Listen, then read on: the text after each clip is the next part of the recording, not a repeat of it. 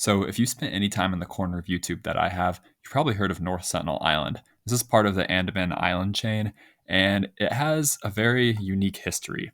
It has one of the last quote unquote uncontacted tribes in the world. And they're not exactly uncontacted because there have been people that have gotten on private boats and come up to this island throughout the last 50 years, some of them more successful than others. There's a famous case of that guy coming in 2018 and well, they didn't exactly like his presence there. But have you ever heard of South Sentinel Island? Because if there's a north one, there's got to be a south one. And that's something I wanted to explore in this video. What is South Sentinel Island? Are there people that live there too? And are there any secrets here? So the first thing I wanted to do was scour the map on Google Maps, see if I could see anything on the island. Could I see any people, any huts? Well, the only thing I could find after looking at it for a long time was this weird little antenna looking thing way up in the northeast corner. Now, I didn't know what that was at first, so I wanted to look into it more. So I searched up South Sentinel Island structures or lighthouses, and I found one of the biggest things was this lighthouse point, which is exactly in that northeast corner. And this is an unmanned lighthouse, so there's not going to be people there all the time. And it has a flash every 15 seconds. Now, the reason that there needs to be a lighthouse on this island is because this is a huge coral reef, and you can't exactly take a large vessel through this area because it gets really shallow. You don't want to destroy the coral reef, obviously. You'll destroy your boat if you come in here if you don't have a really small boat.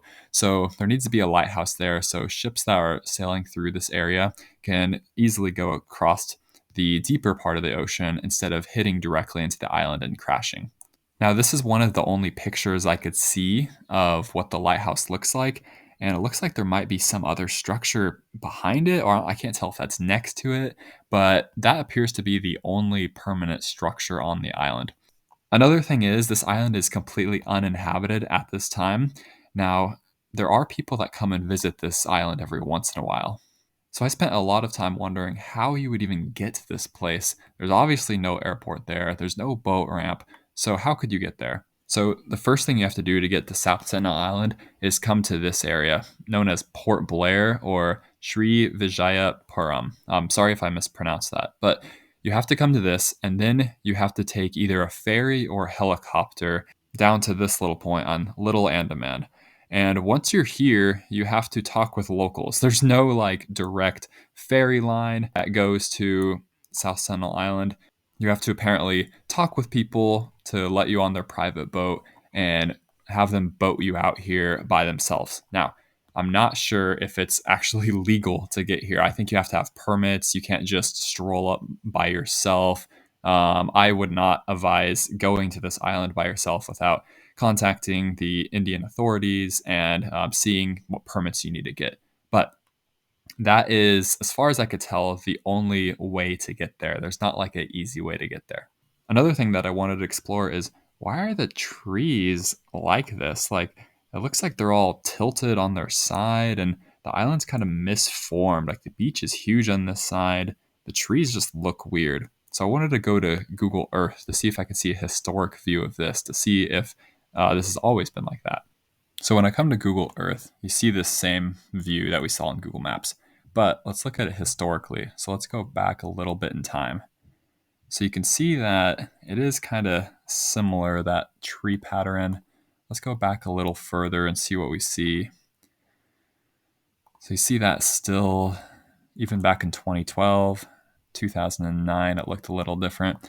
But what I think is going on here is it's the angle of the satellite taking the picture. I don't think all the trees are kind of tilted in this way. I think the satellite's just taking a picture from this southwest angle and it's looking like this. But if you actually lay boots on the island, it's not going to have these tilted trees like that. You can really see this angled view more clearly when you look at the lighthouse in the northeast corner. So you can see that you're not looking at it from directly above. You're kind of seeing it from the side here. When we go back in time, you can see other perspectives of the tower. It tilts that way. Now you can see from above it.